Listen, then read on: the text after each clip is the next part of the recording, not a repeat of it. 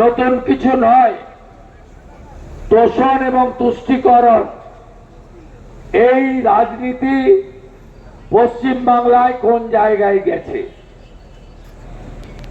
মন্ডল কমিশনের লড়াই এক ইতিহাস।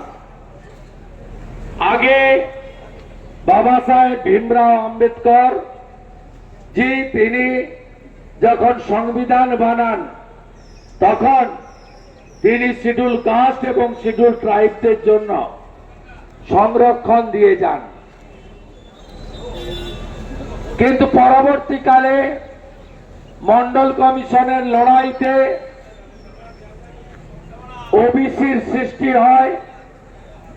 সেদিনও বিশ্বনাথ প্রতাপ সিং এর সাথে অটল বিহারী বাজপেয়ী জি, লালকৃষ্ণ আদবানি জি কাঁধে কাঁধ মিলিয়ে এই প্রকৃত ওবিসি যারা তাদের অধিকারের জন্য, সাংবিধানিক অধিকারের জন্য লড়াইতে জয়যুক্ত হয়েছিলেন।